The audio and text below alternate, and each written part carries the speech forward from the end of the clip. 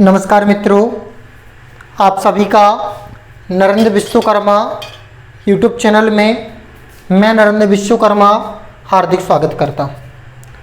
आज हम इस वीडियो में देखेंगे वित्त का प्रयोग।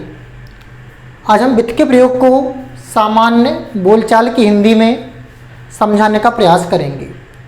तो देखते हैं वित्त का प्रयोग कहाँ किया जाता है। हम वित्त के प्रयोग के आपको दो सामान्य तरीके बताएंगे। एक है इसका बेसिक समझाएंगे और दूसरा एक ऐसा तरीका बताएंगे जिसमें आपको हिंदी अनुवाद करने की जरूरत नहीं होगी। आप वाक्य को देखेंगे तो वित्त का प्रयोग कर देंगे। तो देखें, वित्त का सामान्य प्रयोग जब भी हम करते हैं तो वित्त का अर्थ होता है साथ। जब हम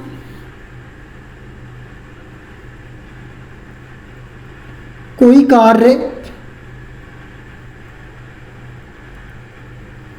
किसी की सहायता से करते हैं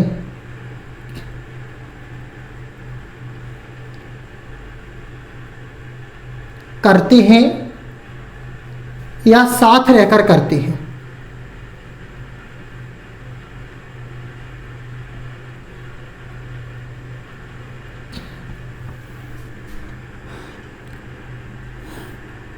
तब वहाँ हम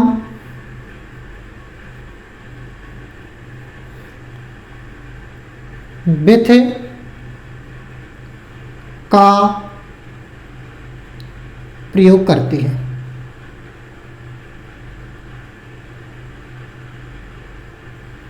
जब हम कोई भी कार्य किसी की सहायता से करते हैं तब वहाँ पर किसका प्रयोग करते हैं? वित्त का। जैसे उदाहरण देखते हैं इसके एग्जाम्पल। राम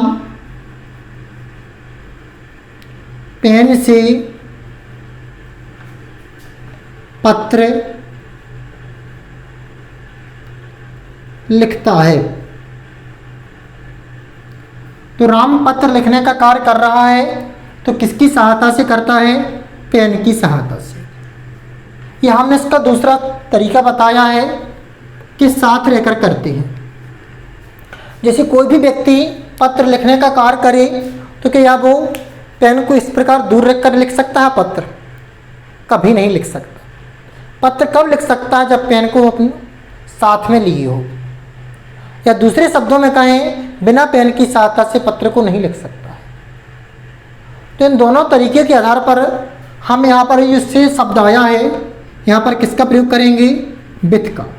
क्योंकि वित्त का सामान्य अर्थ से भी होता है और साथ भी होता है।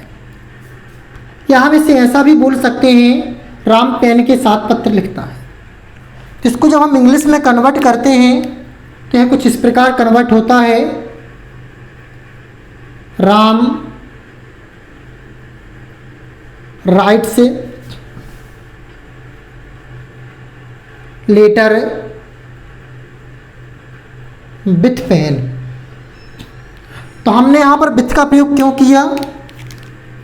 वित्त का प्रयोग करने का एकमात्र कारण था कि जब हम कोई भी व्यक्ति पेन से पत्र लिखेगा तो पेन को साथ में रखकर लिखेगा, ना कि दूर दूर रखकर।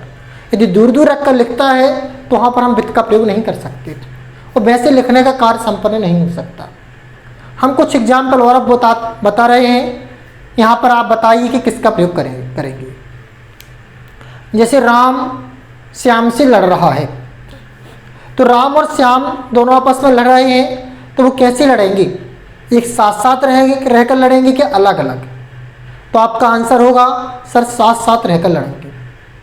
यदि फ़ोन पर भी लड़ेंगे तो उनका एक कनेक्शन होगा, साथ माध्यम होगा साथ रहने का, वो है फ़ोन या मोबाइल। तब वहाँ पर इस स्थिति में हम किसका प्रयोग करेंगे? वित्त का। राम बस से स्कूल जाता है, तो राम जब स्कूल जाएगा तो किसकी सहायता से जा रहा है? बस की सहायता से। और जब हम कार्य किसी की सहायता से करते हैं तो सहायता के लिए हम किसका प्रयोग करते हैं? वित्त का। तो इस कारण से Ram goes to school by bus. तो यहाँ पर परिवहन के साथ बाई का प्रयोग करते हैं, तो परिवहन के लिए वहाँ पर हम किसका प्रयोग करेंगे? बाई का। लेकिन अगर इसके अलावा दूसरा एग्जाम्पल ले,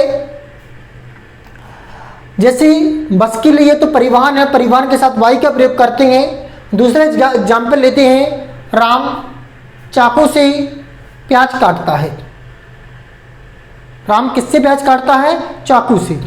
तो राम जो प्याज काटने का कार्य कर रहा है वो किसके साथ कर रहा है? चाकू के साथ या चाकू की सहायता से। तो Ram cuts onion with knife. तो यहाँ पर हमने विथ का प्रयोग क्यों किया?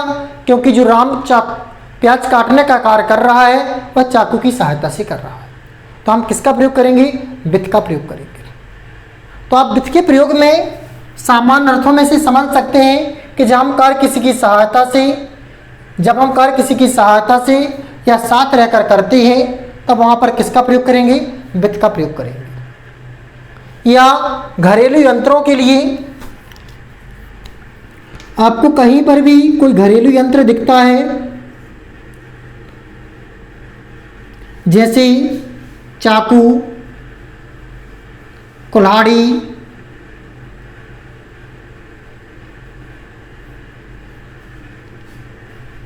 फावड़ा,